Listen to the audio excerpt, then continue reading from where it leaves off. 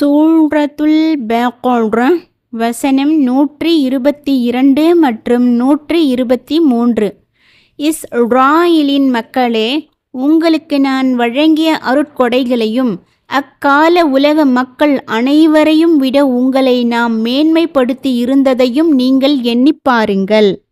எந்த மனிதரும் இன்னொரு மனிதரின் தேவையை நிறைவேற்ற முடியாத ஒரு நாளை நீங்கள் அஞ்சிக் கொள்ளுங்கள். அந்நாளில் எவரிடம் இருந்தும் எந்த இழப்பீடும் பெற்றுக்கொள்ளப்பட மாட்டாது. எவருக்கும் எந்த பரிந்துரையும் பலன் தராது. அவர்கள் உதவி செய்யப்படவும் மாட்டார்கள்.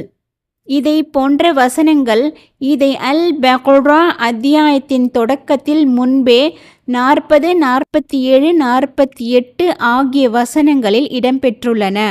அவற்றை இங்கு மீண்டும் கூறுவதற்கு காரணம், இந்த செய்தியை உறுதிப்படுத்துவதும் எழுத படிக்க தெரியாத நபியாகிய இறுதி தூதரை பின்பற்றுமாறு இஸ்ரவேலர்களை தூண்டுவதும் ஆகும். அந்த தூதரின் குண நலன்கள், தன்மைகள், பெயர், அவரது கட்டளை, அவருடைய சமுதாயம் என எல்லாவற்றை குறித்தும் அவர்கள் தம் வேதங்களில் கண்டுள்ளார்கள். எனவே தம் வேதங்களில் கண்டுள்ள இந்த உண்மைகளையும் அவர்களுக்கு தான் வழங்கிய அருட்கொடைகளையும் இஸ்ரவேலர்கள் மறைக்கக்கூடாது என்று அவர்களுக்கு இதன் மூலம் அல்லாஹ் எச்சரிக்கை விடுக்கின்றான்.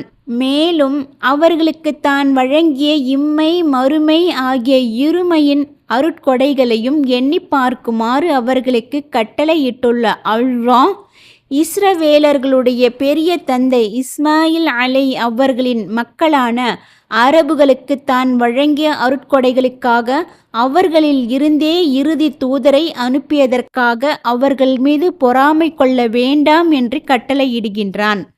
அந்த பொறாமையானது அந்த தூதருக்கு மாறு செய்யவும், அவரை ஏற்க மறுக்கவும், அவருக்கு இயைந்து நடப்பதிலிருந்து பிறழவும் அவர்களை தூண்டிவிட வேண்டாம் என்று உத்தரவிடுகின்றான்.